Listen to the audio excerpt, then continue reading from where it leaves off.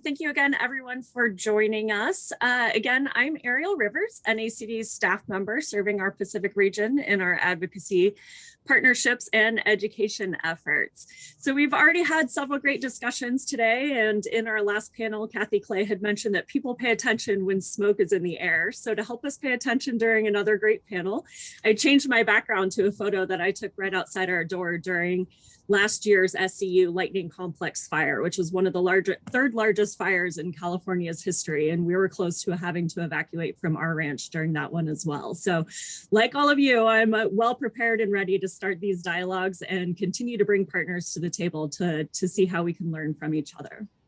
So I'll ask each of our speakers to provide their own brief introductions, and we'll start with John Roos of the Bureau of Land Management. John, you have 15 minutes. All right, thank you, Ariel. So good morning. My name is John Roos. I am the State Director for the Bureau of Land Management here in Idaho. I really thank you for this opportunity today to participate in this panel and to be with such distinguished company. So it's hard to believe that more than 10 years have passed since the cohesive strategy was initiated. You know, it was a good idea when it started, and over the last decade, it has really appreciated in value, so to speak, as the incidences of large, severe wildfires have continued to increase. So I've had the opportunity to participate in development and implementation of the cohesive strategy while serving in a variety of BLM management positions and fire positions, both in Idaho, Nevada, Wyoming, and a few other places that I've found myself over the years. Collaboration and partnerships have been at the heart of the cohesive strategy since its inception. And to understand why that makes sense, all you have to do is look at a map of any Western state and see the way that federal, tribal, state, and private lands are intermixed. Federal, tribal, state, and local government entities and private landowners working together toward a common set of very well articulated cohesive strategy goals have made a difference at the local, state, regional, and national levels. I'm glad we're spending time today talking about accelerating goal implementation, though, because from my perspective, it is definitely time to step on the gas. And I'm sure that other speakers today may have mentioned these statistics or you're otherwise aware of them, but they're worth repeating to highlight how important it is up to our game. So since 2010, when the cohesive strategy really came online, a total of nearly 80 million acres have burned nationwide. 2015 was the first time that we saw more than 10 million acres burn in 1 year nationwide since at least the early 1980s. And that's happened 2 more times since then. Since 2005, nearly 90,000 homes and other structures have been destroyed by wildfires, resulting in an untold number of fatalities, evacuations, and personal losses. The average total wildfire suppression costs for the Department of Interior and the USDA Forest Service combined are now running around $2 billion per year. Like hurricanes, floods, tornadoes, and other forces of nature, wildfires know no boundaries. No effort to implement any component of the cohesive strategy will be effective if it stops at the property line. The participation of private landowners is critical for safe and effective wildfire response, resilient landscapes, and fire-adapted communities. Conservation districts are particularly well suited to facilitate the participation of private landowners in cohesive strategy goal implementation. And that's because wildfires are now the biggest threat to soil, water, and other natural resources that conservation districts were created to conserve. Since conservation districts were created beginning in the 1930s in some places, you have long-standing relationships with private landowners and communities that can often be difficult, certainly for BLM and other federal agencies, and sometimes for state agencies, to develop as employees tend to move around. And in addition, since conservation district boards and staff, if you're lucky enough to have them, are local community members, you have credibility and rapport that can sometimes be more difficult for BLM and other federal and state agency staff to establish. We realize that many conservation districts have a challenge, though, when it comes to engaging on cohesive strategy goal implementation. It's the same one that BLM and many other federal, tribal, state, and local government entities struggle with, and that's capacity. not enough funding, people, or time to address all of the issues that need to be attended to. So with that in mind, I'll share a few thoughts on what I see as opportunities for conservation districts to work with the BLM and other federal, tribal, state, and local government entities in accelerating goal implementation of the three components of the cohesive strategy. I'll also highlight a few examples of some of the great work that conservation districts are already doing in this arena. So I'm going to start with the cohesive strategy component that tends to get the least attention in the news media, and that is creating fire-adapted communities.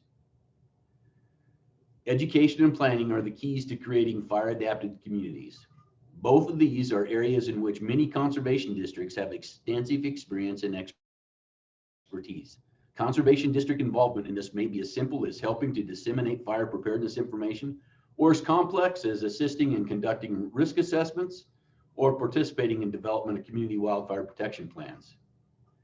Did you know that last Saturday, May 1st, was Wildfire Community Preparedness Day? Neither did lots of people who live in areas that are at risk of wildfires. Most of them aren't aware of the simple steps they can take to help reduce the risk of wildfires to their homes and property either.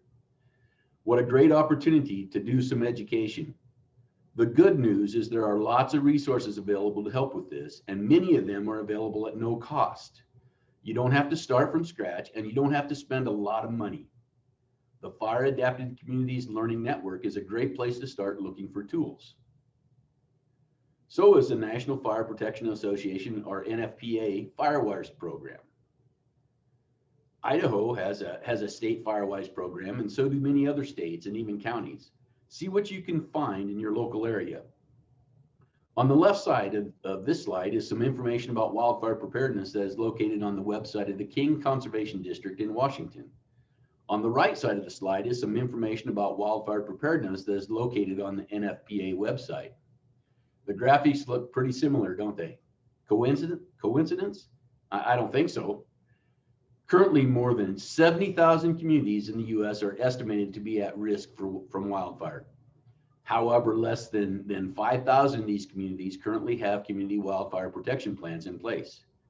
CWPPs, as they are called, are developed to protect at-risk communities and essential infrastructure and recommend measures to reduce structural ignitability. Again, what an opportunity. So the BLM has fire mitigation, education, and prevention staff at state and district offices throughout the West that would be happy to talk to you about actions they're taking to help create fire-adapted communities and how conservation districts can be part of that. So I'm going to turn now to another component of the cohesive strategy that unfortunately has been getting some negative press lately, and that's efforts to create resilient landscapes. For the BLM in Idaho and many other parts of the West, creating resilient landscapes means taking actions to break the wildfire and invasive species cycle. And we do that primarily by constructing fuel breaks, accomplishing fuels reduction and rangeland restoration projects, and completing emergency stabilization and rehabilitation projects in burned areas. Constructing fuel breaks, which make it safer and easier for firefighters to control wildfires, requires National Environmental Policy Act analysis. At times, this rises to the level of an environmental assessment or even an environmental impact statement. Members of the public have an opportunity to comment on proposed projects, and governmental entities such as conservation districts may even have an opportunity to become cooperating agencies. These projects are often challenged through administrative processes or in the courts. Consequently, it's important for private landowners and others who support fuel breaks and who will be negatively impacted by failure to construct them to weigh in. In some places, conservation districts are directly involved in fuel break construction. The Lincoln County Conservation District in Washington has actually constructed fuel breaks on private property. This work was funded by a grant from the Bureau of Land Management. The BLM expends a lot of effort trying to prevent the spread of cheatgrass and other annual grasses which fuel wildfires and pinyon juniper, which has expanded way beyond its historical range in many areas. Conservation districts are involved in many of these projects. In Idaho, conservation districts are partners in the Cheatgrass Challenge. This is a collaboration of public and private agencies and organizations working together to battle invasive grasses. In 2020, the partners funded 6 projects to treat more than 140,000 acres. The projects include 50 private landowners who are engaged and committed to them. In Idaho, conservation districts have also been important partners in the Burley Landscape Sage-Grouse Habitat Restoration Project, which removed juniper from 38,000 acres of BLM land, as well as a combined total of 9,000 acres of state and private land. Conservation districts in Idaho are collaborating on the Bruno Owyhee Sage-Grouse Habitat Project, which is removing juniper from 617,000 acres of BLM land, as well as state and private lands. So these are just examples of some great projects that we have going on here in Idaho. As far as emergency stabilization and rehabilitation projects in burned areas, many conservation districts have been actively involved in wildfire recovery. In North Idaho, the Nez Perce Soil and Water Conservation District has been an active participant in a multi-agency post-fire recovery group that was created to coordinate resources and develop a recovery strategy in response to wildfires in 2015. This coalition was created to enhance the effectiveness and efficiency of fire recovery efforts on over 225,000 acres of burned lands, with a collaborative emphasis on 60,000 acres of private lands. Conservation districts in California and Washington have been actively engaged in providing information about wildfire recovery and resources to private landowners in their areas. BLM state and district offices across the West all have fuels and emergency stabilization and rehabilitation staff that would be more than happy to talk with you about how conservation districts can get involved with fuel breaks, fuel reduction, and rangeland restoration and fire recovery efforts, and coordinate with projects on private lands. So finally, I'll talk about the component of the cohesive strategy that's in the news all the time, and that's wildfire response. Conservation districts can play a key role in wildfire response by ensuring that private landowners are aware of opportunities to volunteer to help fight fire and to provide firefighting equipment and services as contractors. Conservation districts can also help enhance the capacity of local fire departments by making them aware of opportunities to obtain firefighting equipment and supplies. In Idaho and Oregon, private landowners in some areas have the chance to join the Rangeland Fire Protection Associations, or RFPAs. RFPAs are nonprofit organizations comprised of ranchers and other private landowners that suppress range fires, alongside with the BLM and state agencies. RFPAs are professionally trained by the BLM and other wildland fire agencies. Many areas in the West have rural fire districts or volunteer fire departments that always welcome additional help. The BLM and other federal and state agencies often contract with private landowners to provide firefighting equipment such as dozers.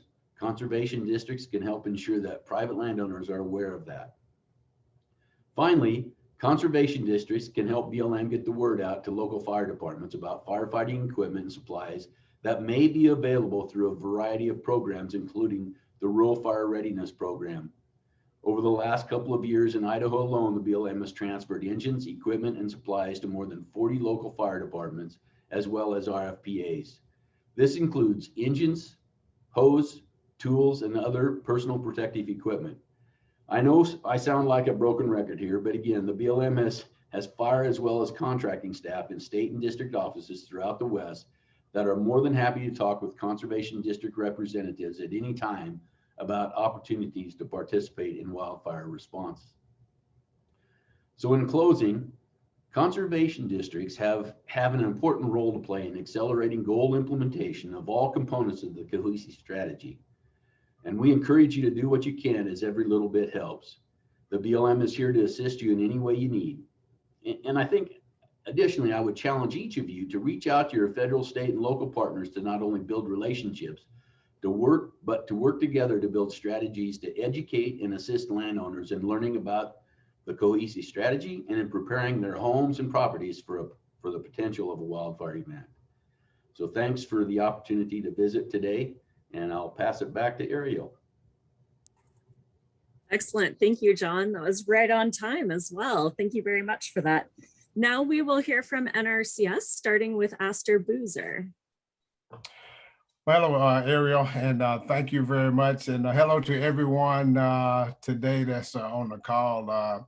My name is Astor Boozer. I'm the regional conservationist for USDA NRCS. I cover the West region, Montana to New Mexico, and then west to Guam. So large area, a lot of activities in the West. And I want to thank my buddy John for really kicking in and tying up some things with our districts. And it just goes to show that relationship that BLM has and some of the opportunities that has worked. And so, John, I will drop a few of the things I was going to say and pivot a little bit because, I mean, it was a great connection to what we're talking about. And, when you think about the districts, and I grew up in Texas, cow-calf operation is my background, and I actually worked for the districts when I first started my career, and then transitioned into SCS at the time, NRCS now.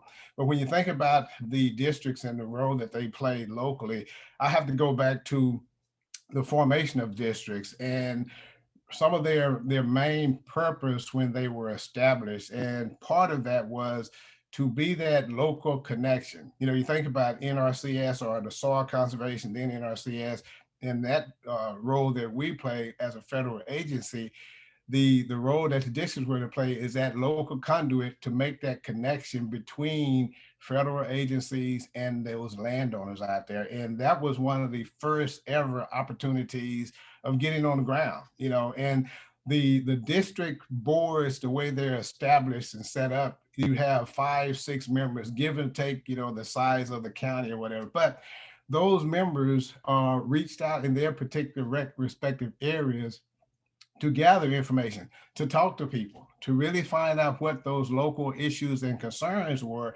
This rolled out after the Dust Bowl, and so we know what was happening there. But as districts have transitioned over time, that same discussion is leading us to where we are now, where they're hearing about the water quantity or quality issues, fire, drought, storms, wind, whatever it might be. So that connection with that local landowner is really that important part. And quite a few of you folks that are on have mentioned that, and I think you truly understand that a lot of times for federal agencies to have that, to reach out to those landowners is sometimes difficult. Not all federal agencies have that connection to that private landscape. And so when you look at 70 or so % of the acreage land ownership around the nation is privately owned, you have to have that engagement with that private landowner. Our district partners, those individuals are the ones that have that. So the relationship that NRCS and the districts have has been great over the years, some 75 plus years that it's been in place and forming, and that connection where, we've been fortunate as one of the federal agencies that, where our structure is, and having offices in just about every county as a district office is, we're overlapping, connecting, and the cohesiveness there is that we expect when landowners walk in, they're not looking or seeing any distinction between a district or a county employee or a federal employee. They're coming out to get the service, and that has what has made our partnership with the district so strong over time.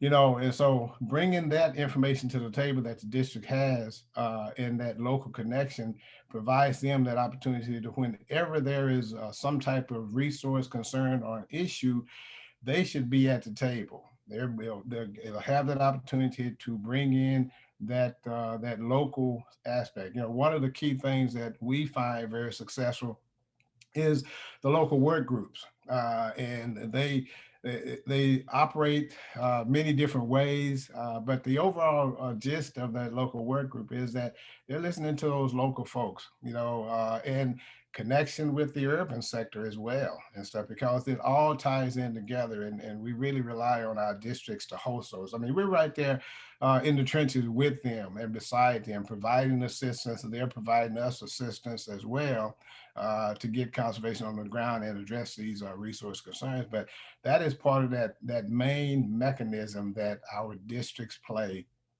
in providing us as NRCS, this federal agency, along with FSA and other USDA agencies and Forest Service. I've heard some of our Forest Service counterparts talk about that connection. So we're really connected with the districts. They play a key role with us, making sure that we're not, losing sight of what's happening locally, but we also have that connection to what is being said locally. I mean, in a lot of that local work group information our districts collect comes back up, from the federal agency NRCS. We have that opportunity at our state technical committees, where our state conservationists are leading that.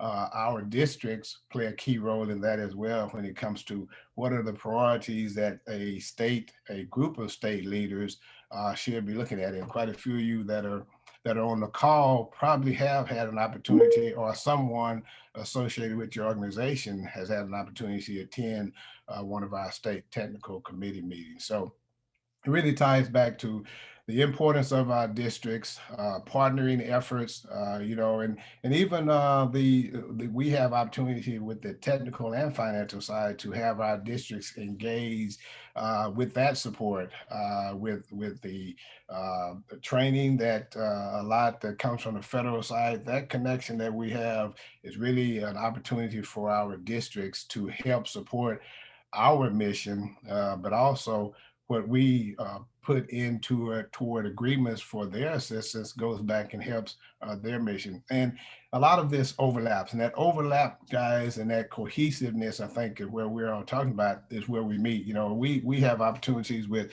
BLM, DOD on quite a few fronts. But and we all have different missions, but our missions overlap. In that overlap opportunity is where we have been successful, where we can get some things done. So were you about to say something, Ariel? Yeah, Okay. You have about a minute so that we can share with Heidi as well. Well, let me get through this here real quick. So I'm gonna transition to talk just a little bit about, and this ties in with the cohesiveness. Pre-activities, it's a lot, our cheatgrass challenge and some of the work prescribed fire, things that we work with landowners on to try to address that on the front side. A lot of times afterwards on this post side, we're trying to, and we connect with other partners, other entities, because we bring resources to the table, as you guys do as well, technical and financial. And we want to have that opportunity to engage with those communities, landowners that are out there that are stressed due to these here particular storms and activities. So within that cohesiveness, that post-fire response to these hazards is what we will also bring to the table. So thanks, Ariel. Great, thank you, Esther. And now I'll hand it to you, Heidi.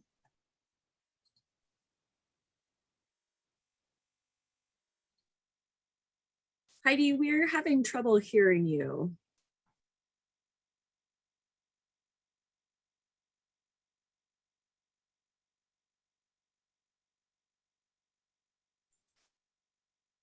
No, we still cannot hear you.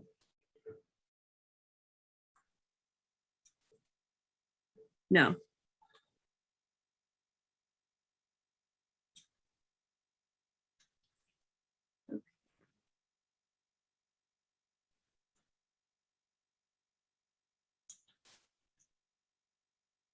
We'll give it a couple more seconds, and we can potentially move to Patricia if we're still having sound issues.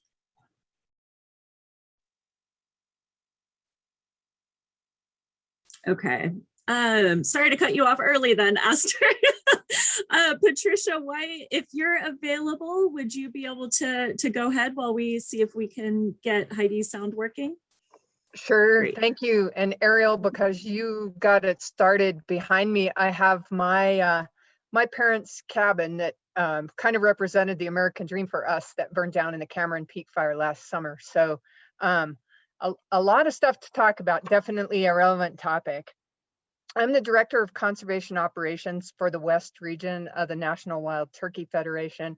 And also on this call, I have Jared McJunkin, who is the Director of Conservation Operations for the Central Region, because our regions don't line up exactly, and I wanted to have both of us here so that we could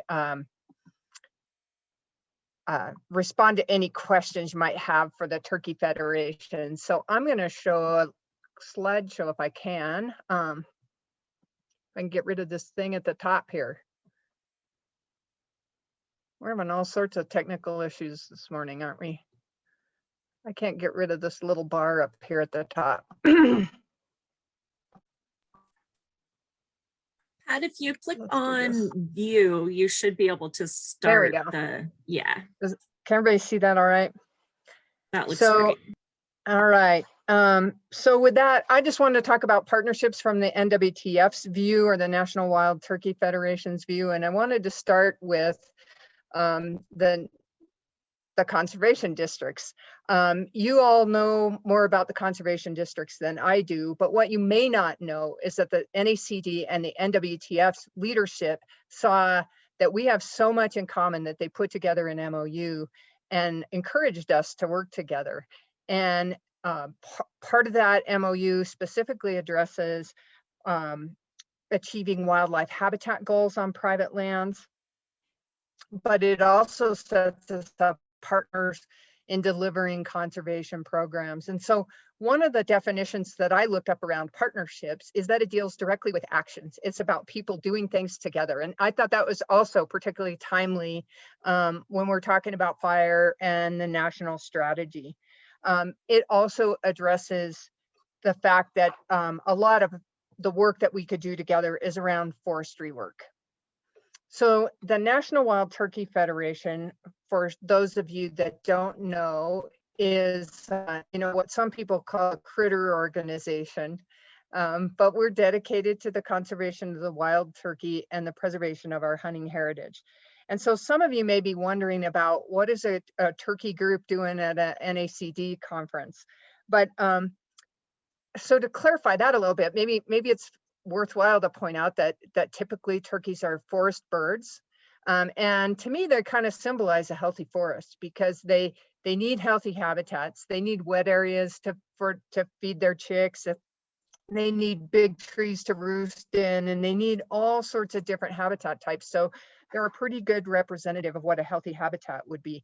But beyond that, the NWTF, 89 cents of every dollar we raise goes to on-the-ground conservation delivery, and we're the 4th largest purchaser of timber in the United States. That's behind a lot of big corporations. So we do a lot of forestry work, and that's primarily how we deliver our conservation mission. So we've already talked about it, but the Western forests are in pretty poor condition right now. We're dealing with beetles and disease and drought and 110 years of fire suppression. And Michael Crowder, our very first speaker, I think within about 30 seconds said these fires are burning longer, they're starting earlier, and they're being more severe. So we all know that. I think the one thing is that this is where inclusive conservation starts. Because forests are not just trees. Forests are wildlife habitat. Forests are where we get our water supply. We already talked a lot about communities and having fire resilient communities that back up to our forested landscapes. And for a lot of us, it's about our recreation lands, our recreation lifestyle. And I would also say that a lot of economies in the West, I think, are also becoming to be more and more recreation based. So I think the idea of inclusive conservation really speaks to, can we work together to build a project or to work on a project that might benefit a community, but also create wildlife habitat, or it protects a water supply, but it also protects a community or wildlife habitat. And that's how we need to start thinking about that, is that all hands approach. So getting to the cohesive wildland fire management strategy, resilient landscapes, the 3 goals have already been mentioned, but resilient landscapes, fire adapted communities, and safe and effective wildfire response. I think those goals line up really nicely with the goals of the NWTF and the NACD. There's enough overlap there that there's clearly a way that we can work together to protect those 4 values I mentioned. So with that, I'd like to move toward partnership opportunities. The National Wild Turkey Federation does a lot of habitat work on private land, but also on public land. Some of what we do, or a lot of what we do, is in a stewardship model or a shared stewardship model. And as you all know, shared stewardship is about showing up differently. It's about cross-boundary work and prioritizing things that have the highest value for all of us. So is there a way, when the Turkey Federation has a project that's going on federal land, NACD could step up and be the piece that gets that relationship going with the private landowner, so we can actually increase the shadow of the work that we're doing across that landscape? Public and private land treatments. In Colorado, I think it's true for the rest of the West, about 70% of our forested land is in public ownership, but that means about 1/3 of it is private. So if you put that on a big landscape, you realize that you have to treat the private land in order to be effective. I don't think anybody here, you all look like overachievers to me, so I don't think anybody settled for a 70%. You know, that's a C, right? And we at least want to do B+ work or above that. So I think we need to be working together. Forest restoration, it equals resiliency. When we talk about it, it's not about turning it to some pre-European pristine condition. It's about building resiliency on the landscape. We know that these landscapes are going to have fire. Can we get them in a condition where they're ready to receive fire?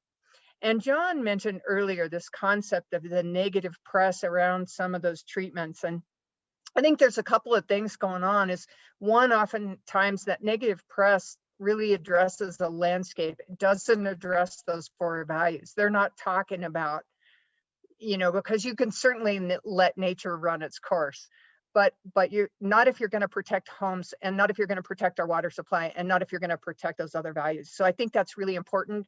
And I think there's a huge opportunity to work across the boundaries here to all be building social license for the kind of work that needs to be done.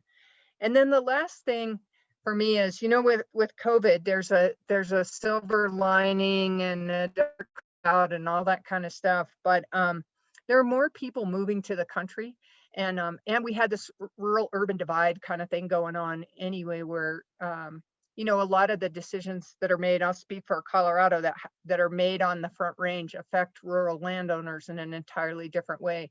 Is there some way we can bridge that rural urban divide together? And I'm sorry, I'm talking really fast. I'm not watching the time. I'm just jabbering away. And so last, I'd just like to leave you with some contact information. At the top is our website, which is www.nwtf.org. And then I mentioned Jared McJunkin is the Director of Conservation Operations for the Dakotas, Nebraska, Kansas, Oklahoma, and Texas, and actually some states that are east of there as well. And then I am the Director of the Rocky Mountain states and everything to the Pacific Coast. And both of our email addresses are listed there. Thank you. All right, great. Thank you, Pat. You still had plenty of time, actually. So that leaves us a little bit more time to check in with Heidi again and see if her sound is working now. All right, can you hear me, Ariel? Yes. Okay, great. Nice. Thank you so much. I'm going to share my screen.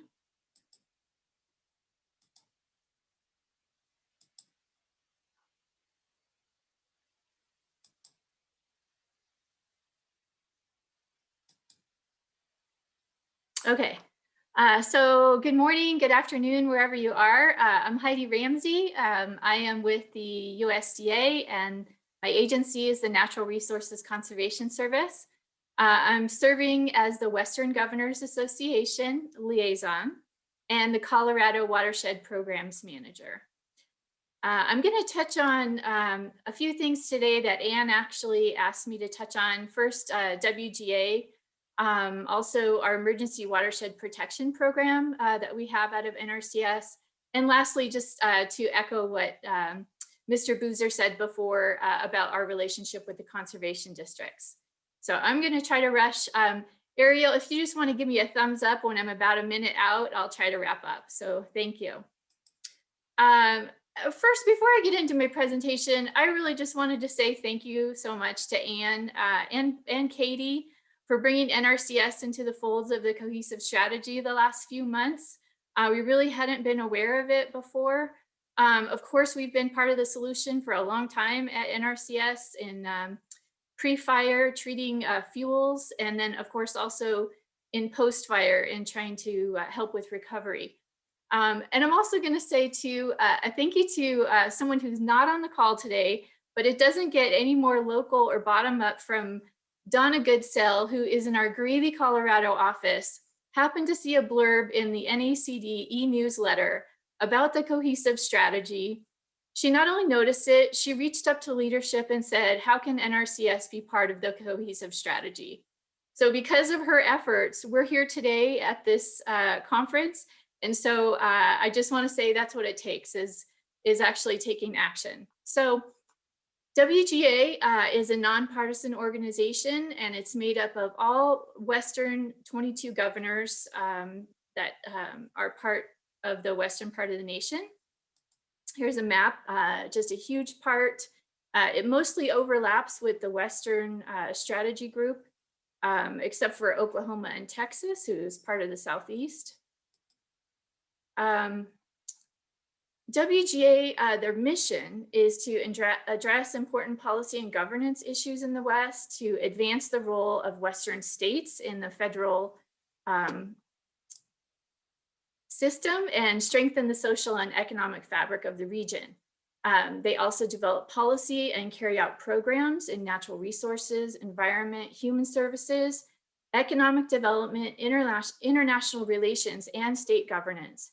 And last, they act as a center of innovation and promote shared development of solutions to regional problems. And this is how they do it. They serve as a leadership forum. They build regional capacity. They conduct research and disseminate findings. They form coalitions and partnerships to advance regional interests. They build public understanding and support for regional issues and policy positions. And I just want to add into, before I get into my roles, that, I've learned just in the last couple of months that WGA was a huge part of developing the cohesive strategy. And they're still at the table trying to understand how to mitigate post-fire after events. So they're a huge partner in the West, of course, because they are represented by their governors. So they're an important piece in this conversation. So my roles include providing NRCS state conservationists with information about ways to connect with WGA, providing policy and program guidance to WGA, serving to connect WGA policy leads and technical experts in my agency, and finding ways to build conservation coalitions like this one. So I'm going to get into the Emergency Watershed Protection Program, which is a way that we can help in post-fire recovery. It's an enormous program that's been around for quite a long time in our agency. And mainly it serves to help local communities to recover after natural disaster strikes. The program offers technical and financial assistance to help local communities relieve imminent threats to life and property caused by floods, fires, windstorms, and other natural disasters that impair a watershed. So some of the things that can be done under EWP is removing debris from stream channels, from roads and bridges, reshaping and protecting eroded stream banks, correct damaged or destroyed drainage facilities, establish vegetative cover and critically eroding lands, repairing levees and structures, and repairing conservation practices that have occurred. And lastly, just as a part of the program, you do have to have a sponsor for this program. It's not unlike it is unlike our EQIP or Environmental Quality Incentives program, where a private landowner can actually just come and directly sign up. It just needs to be a unit of government, city, county, town, or conservation district. And much of the time we do have more than one sponsor on a project at a time. There's another component of EWP, which is the floodplain easement section. And we don't use that quite as often, but it can be used in areas that have habitual flooding to a site. And lastly, I just wanted to touch on and to echo really what Mr. Boozer already said. I would be remiss today if I just didn't bring up the father of soil conservation, Hugh Hammond Bennett, who is much of the reason that we're all here today with the development of the Soil Conservation Service and really of the conservation districts themselves back in the 1930s. And I put this statement in here, and I don't think I'm overstating when I say that, you know, the soil conservation districts and NRCS are literally the greatest conservation partnership in American history. We have been together for close to 80 years.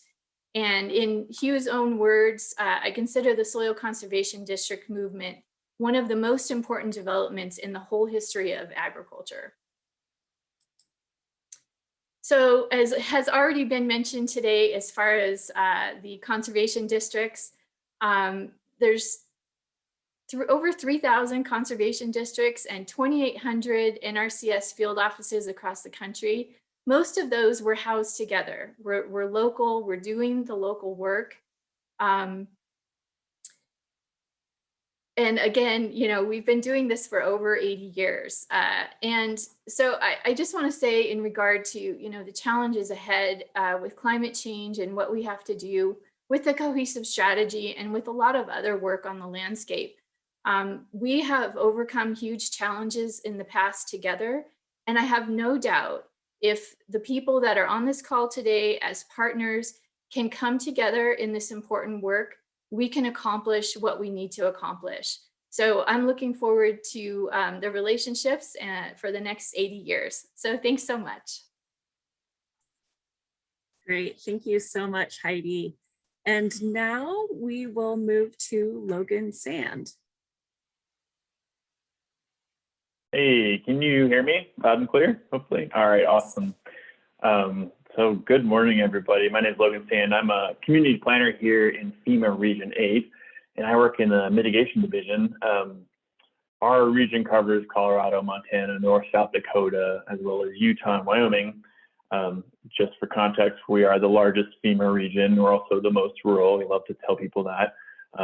But that means we have a lot of growing but also shrinking communities and all sorts of natural hazard risks, from mountains and plains flooding to urban forest prairie wildfires and multi-decadal droughts, of course. I think everyone here knows that by now. In particular, in the division, I manage the local mitigation planning program here, which means that I work with states, tribes, also communities to do, you know, their hazard mitigation plans that to the tune of about 40 to 70, you know, plans come through our office each year from different states and tribes and communities, like I said, to make sure that they meet the planning requirements of the Code of Federal Regulations, but also to support all of our constituents to enhance their planning best practices and make these more of a resilient investment strategies for the long term. I'll admit that when it comes to the National Wildfire Management Strategy and cohesive strategy, it's a bit new to me. Brett Holt was previously super engaged from Region 8, but we are taking a much more active role now moving forward to support the strategy's goals and outcomes. But for today, I'm going to hopefully kind of hit on three things.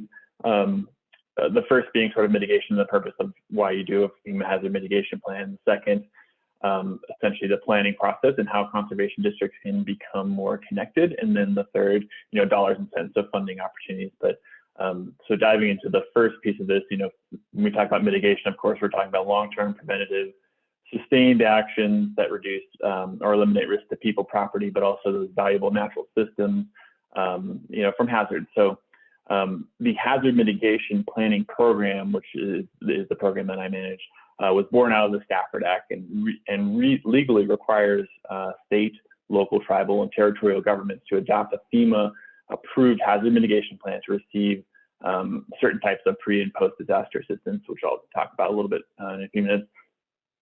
Ultimately, the purpose of a hazard mitigation plan and the mitigation planning program is to help communities break the sort of cycle of disaster damage and reconstruction that happens in the U.S. I mean, the amount of money that we're spending on disasters and disaster mitigation and recovery and response is just astronomical. I'm sure folks already know that. But so also, we really want to help everyone, communities, to be more sustainable and resilient by focusing on hazards, disaster-prone areas, and identifying those mitigation actions and solutions that are addressing cascading issues. But this really means, again, we've talked a lot about partnerships, and that's awesome, but thinking holistically about having the right players and partners involved in the mitigation planning process so that we can really push these towards a prioritized investment strategy, resilience investment strategy at all levels of government.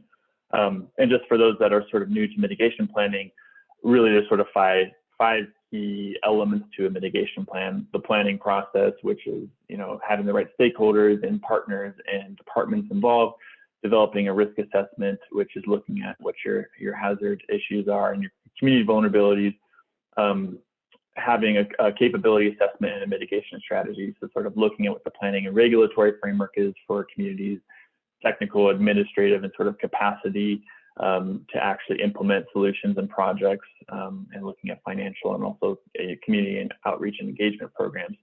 And then sort of the fourth and fifth are around, adopting the plan and then implementing the plan in the long term. So in terms of the planning process in Region 8, we focus, so moving to the second piece of how conservation districts can become more involved.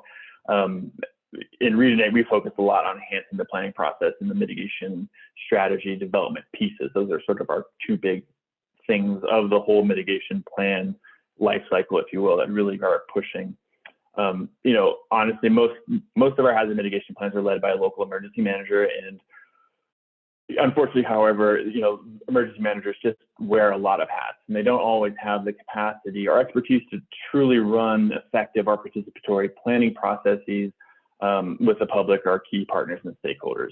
However, that said, some do a really good job at this, and at the core of the best hazard mitigation plans that we see in Region 8 are super strong interdisciplinary planning and project teams, essentially communities that have their local land use and zoning staff involved, elected and appointed officials, but also the experts in the community that have forest land and water conservation techniques and programs and have that expertise to help inform how to bring information into the plan, but how to also develop these sort of comprehensive set of mitigation solutions. So in terms of one of the themes that we're really working on is integrating information and players at the table, and really supporting our locals and states to think broadly about who really should be involved, because there's a lot of expertise that's out there, and we're really hoping that to push the boundaries of what emergency management has kind of been thinking about in terms of mitigation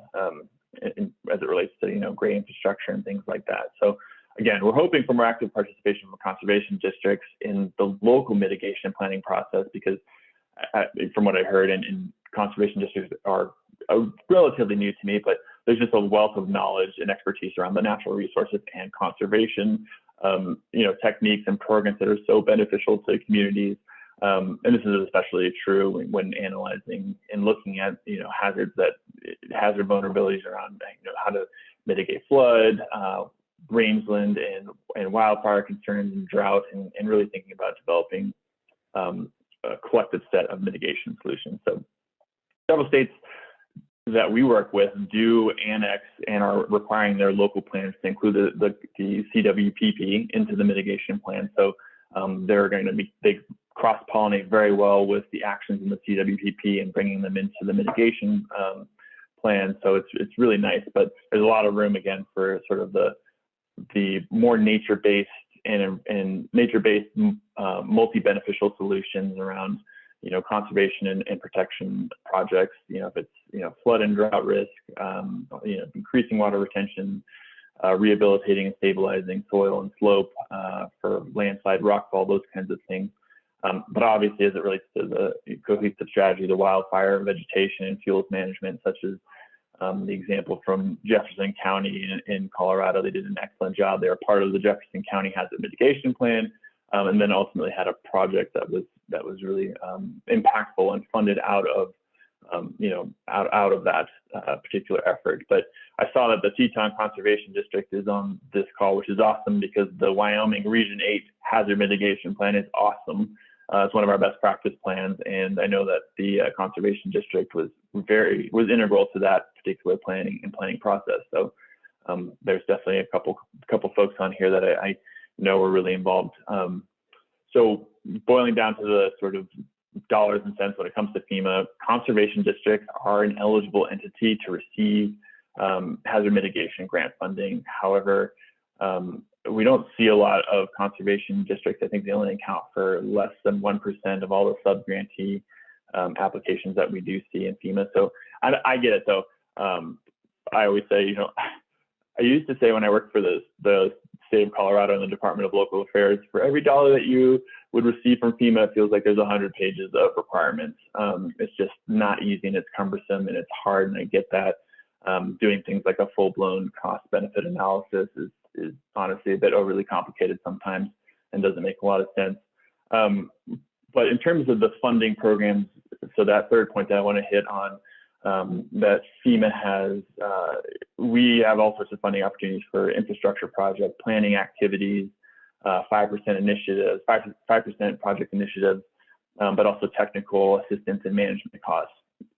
Then the four that I'll just mention are the hazard mitigation grant program, which really is for post-disaster. So presidentially declared disaster will open up that funding. HMGP, so again, hazard mitigation grant program post-fire is fire specific. Flood mitigation assistance, but the big one in the room right now is the Building Resilient Infrastructures and Communities, which is, we just call it BRIC. It's replacing the pre-disaster mitigation program, and essentially it's funded from a 6% set aside for all post-disaster grant expenditures across the U.S. So as disasters inevitably do increase, this pot of money is where it's going to get much, much bigger. The first round was last year, it was $500 million across the nation for funding for mitigation projects. And we haven't seen the first awards go out yet, but the aim of BRIC is essentially to categorically shift the federal focus away from reactive disaster spending towards the research supported proactive investments in community mitigation and community resilience. We do anticipate that BRIC projects will demonstrate that sort of innovative partnership, shared funding mechanism, sort of collaborative ideas. And that's why, again, it's really important to have the right folks at the table, whether it's at a state agency level, or not state agency, but at the state level, but down to the locals of, grassroots as much as possible. Again, we haven't seen the first round awarded yet. So we have some insight into some of the projects that were funded, and it's great. There's a lot of collaboration, a lot of new partnerships being built. And I think kind of going back to like getting through the FEMA sort of universe of grants, we are building up the Region 8 sort of capacity to support with BRIC outreach and project development in the future because Logan? we know it's tough.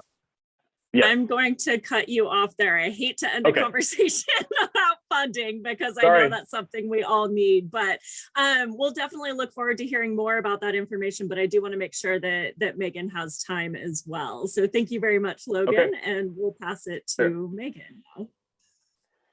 Thank you. Are you able to hear me? Yes. Perfect. Let's see. All right. So hi, everyone. My name is Megan. I am the manager for the National Firewise USA Recognition Program. And I want to give a shout out and a thank you to John, because he kind of highlighted my program earlier and some of the stuff we do here at NFPA. But I'm going to dive in a little deeper. So I do work for the National Fire Protection Association, NFPA. For those of you who haven't heard of us, and there might be quite a few of you, we are a global self-funded nonprofit Established in 1986, or not 1986, 1896, devoted to eliminating death, injury, property, and economic loss due to fire, electrical, and related hazards. Within NFPA, I'm a part of our Wildfire division. We're a small but mighty team, and we are seeking to do that same mission, but really in relation to wildfire. So we provide resources to residents and key influencers, such as conservation districts, to help ensure that everyone living at risk from wildfire has the information, knowledge, and tools to reduce their risk. So what does that mean? We provide print and digital materials for free that folks can order or download and share. We have videos available that talk about wildfire preparedness and actions individuals can take around their home. And we have some tutorials to help guide people through some of the things very specific to the Firewise program, like our community risk assessment. Also a 30-minute tutorial that's just all about understanding the basics of wildfire behavior as it relates to the built-in fire environment and how homes ignite. We also have professional development resources. We have a wildfire mitigation specialist certification. We also have our 2-day course assessing structure ignition potential from wildfire, ASIP, formerly known as the HIZ course. So these are all things to help get to our end target audience, which is that resident living on the ground in a wildfire prone environment where they could be at risk, to give them the information they need to reduce their risk and improve their situation and chances of surviving or withstanding a wildfire. As we look at the cohesive strategy, most of our efforts would fall under that wheel, the fire adapted communities piece, but we are very supportive of the other two tenets. And we recently launched a policy effort that really ties into that, being more supportive of efforts to have safe and effective wildfire response and that key resilient landscapes. So diving into the information we share, we saw this earlier, but this everything that we talk about and that we share and provide is based in science and the home ignition zone concept. So originally coined by retired U.S. Forest Service researcher Dr. Jack Cohen, the home ignition zone is looking at the idea that the home materials and its immediate surroundings out to 100, sometimes 200 feet will dictate its ignitability.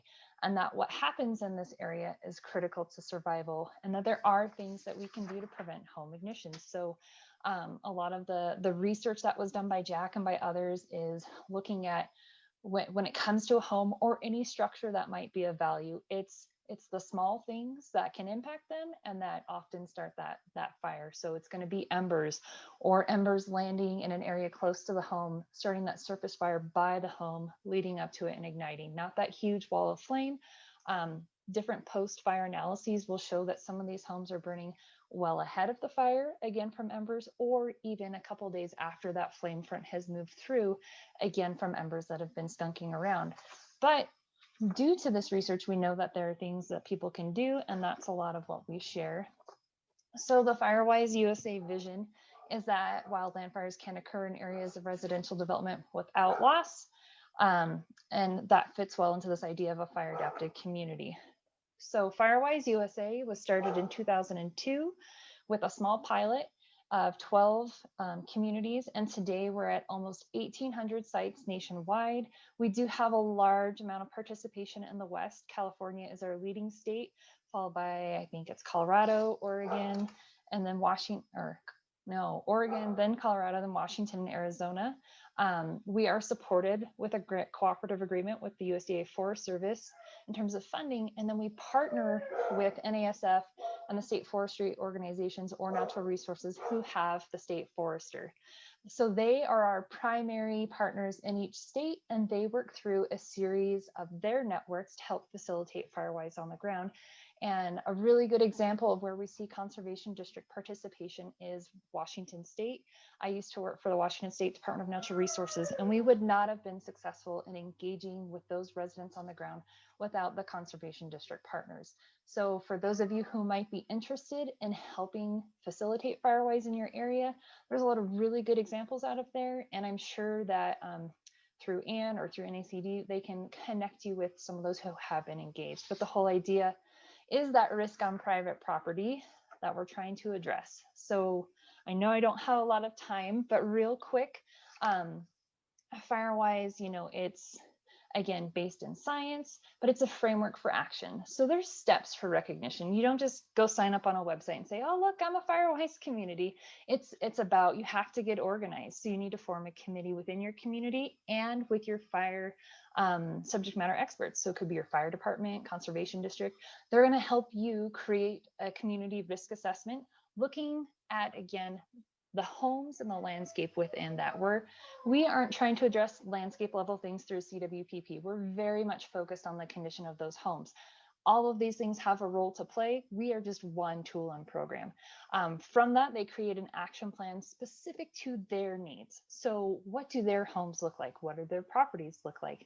And then each year they work on those goals. So they have to tell us about it. You have to do educational outreach. You have to do risk reduction investment. And just to help show what that is, if a community says we have 100 homes in our boundary, they have to do 100 hours of work.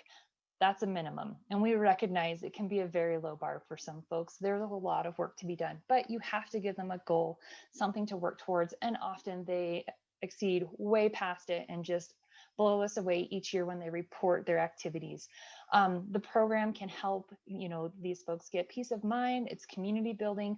There's so many things. All this information can be found on our website at firewise.org.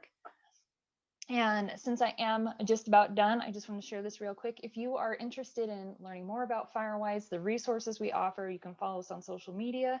You can send any questions to our contact page there, nfpa.org/wildfire-contact. And again, visit the website. So thank you so much. And I'll turn it over from here. Excellent. Thank you so much, Megan. And thank you to all of our panelists. I'll now hand it over to Anne to facilitate questions. All right. Thank you very much, panelists. I really enjoyed all of what you had to say. And I know it was a bit of a lightning round. Great job, Ariel, on facilitating that and moving through folks. Heidi, I'm glad we got your voice back onto this. And I was frantically trying to take some notes in case we didn't get you. Good job, everybody. I do have definitely some questions, and I'm trying to look through the chat to see if there were any in there. I'm not seeing any. Ariel, do you see any? Okay, I see that there are a couple posts with FEMA information and also the fire mitigation, Firewise and such. I always have questions, and so I'm going to do a lightning round because I took so many notes on this.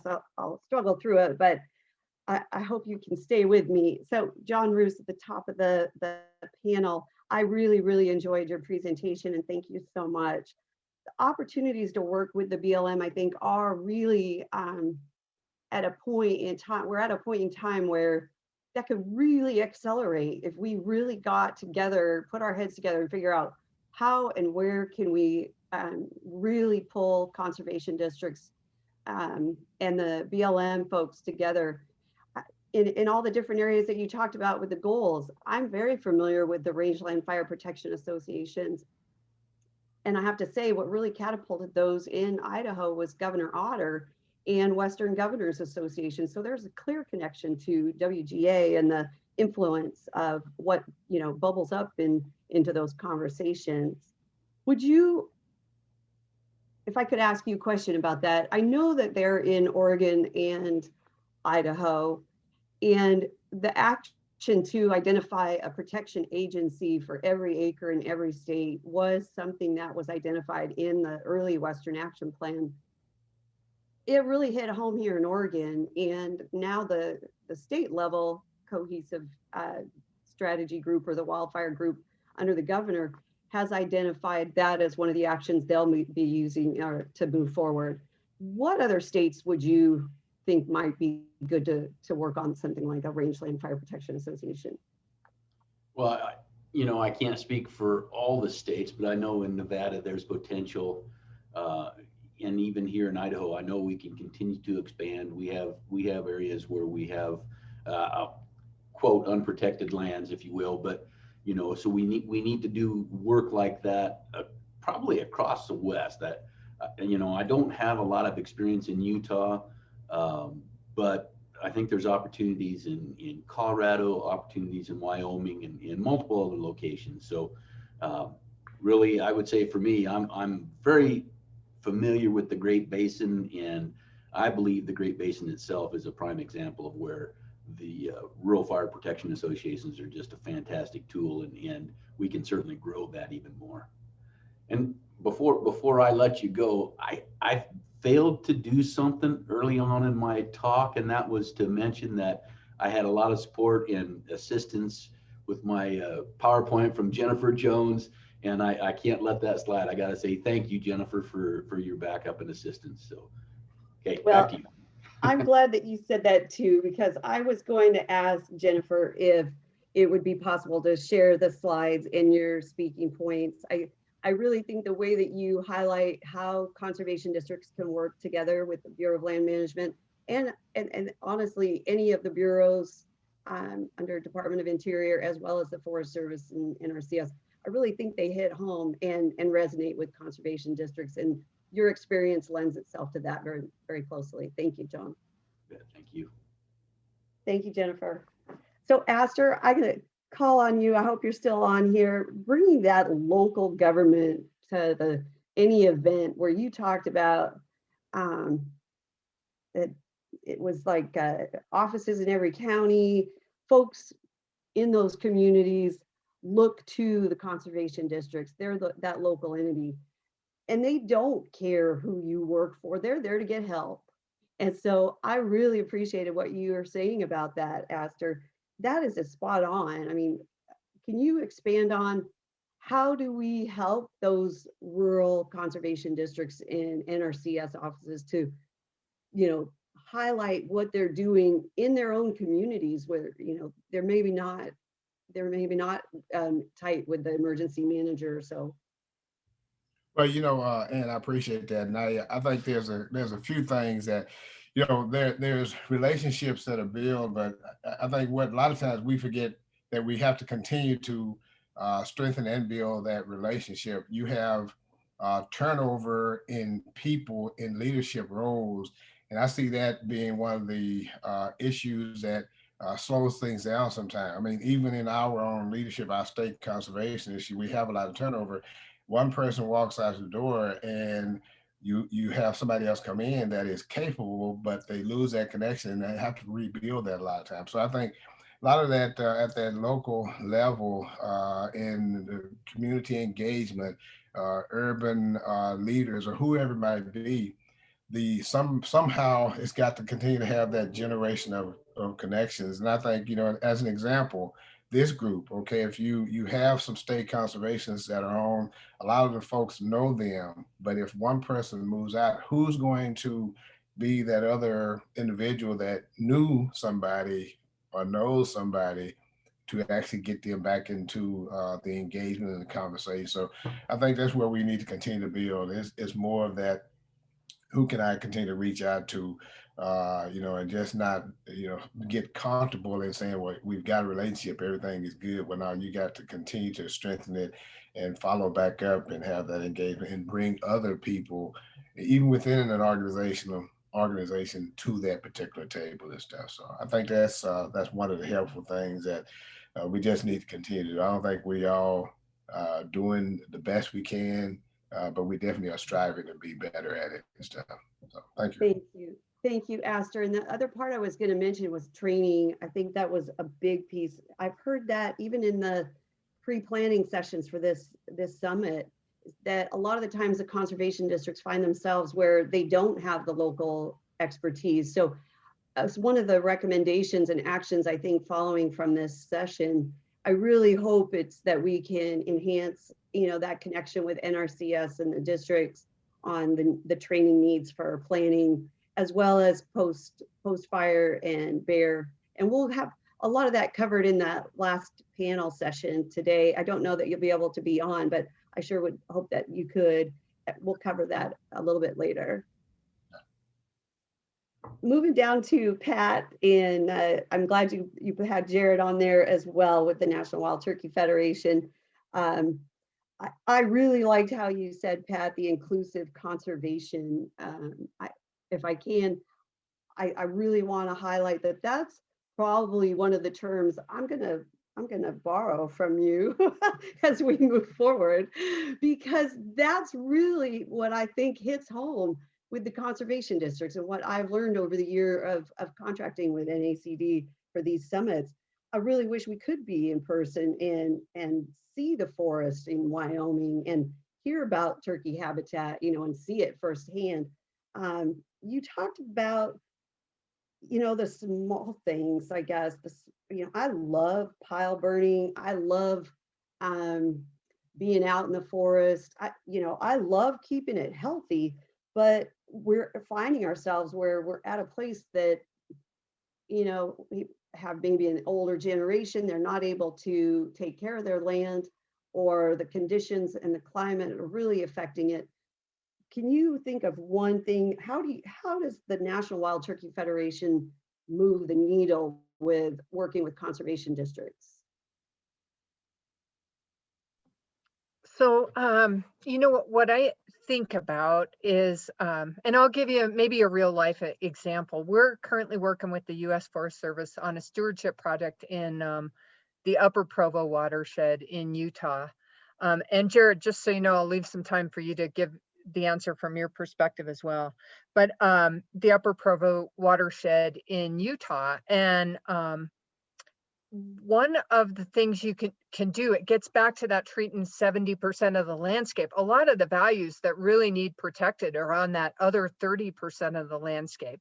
Is there a way that we can together work as a team to reach those private landowners and work across those boundaries? I think that does a couple of things, right? You could create an economy of scale if you're able to do that and you're able to coordinate that work.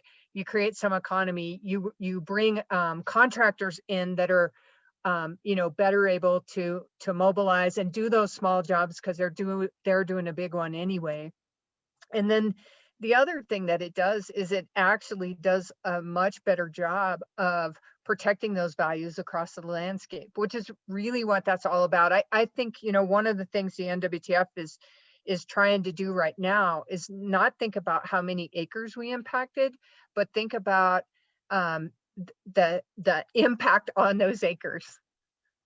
Right. And so that's very good. I appreciate that. Thank you, Pat. And Jared, if you don't mind, I'd like to have Jared's perspective as well.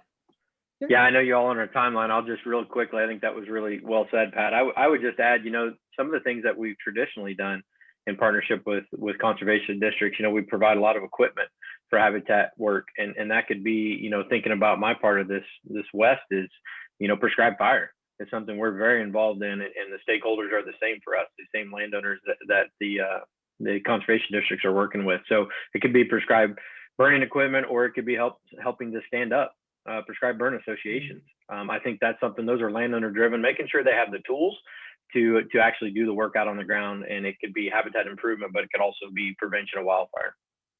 That sounds great, Jared. Thank you very much. All right, lightning round with 3 more minutes till our lunch break.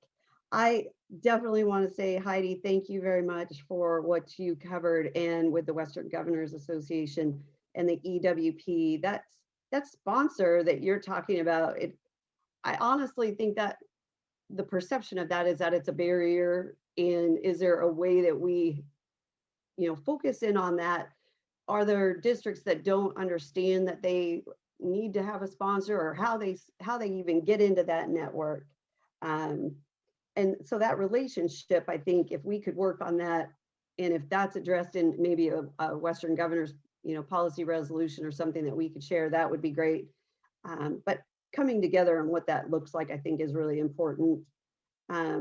Logan, I really appreciate all the information about BRIC and just the fact that moving forward in CWPPs, we have a lot of communities that have high fire risk that don't know what a community wildfire protection plan is. And it's important that we continue to get that information out of how important those are. But I also would advocate that the plan, once it's done, doesn't mean you're reduced risk of fire. The work starts when the plan gets done. And unfortunately, with fires, getting, more active. A lot of the areas that were identified in those plans are now burned over. And so the priorities have to change and we need to update those plans. Are there, trainings available to folks, Logan, that people can, conservation districts can go to on the FEMA website that will help them to figure that out? And I do have a question in the chat. Will FEMA directly pay for CWPPs separate from all hazard mitigation plans? Thank you for the question, Adam. I have not seen CWPPs as standalone planning initiatives, but they can be funded as part of a hazard mitigation plan. So that's a good question. I can get back to you, Adam, on that one. I don't think so, not in our region as a standalone CWPP, but I'd have to double check with our grants folks. Okay. Confirm that. No worries, that sounds good. That might be some future action we can look to, trying to identify a stream for funding planning. The next, with having to wrap this up because we're at the time, Megan, I want to say, you know what? Those community risk assessment tools are phenomenal. You always share those. I really appreciate your presentation and bringing those up and sharing the links in the chat. If folks have questions about any of these presentations, please reach out to me or to the folks that are on there and their email addresses and such. We definitely want to try to move the needle on, community awareness, and planning is the place to start. And with that, I will say thank you to all the presenters, and thank you very much, Ariel. Nice job facilitating.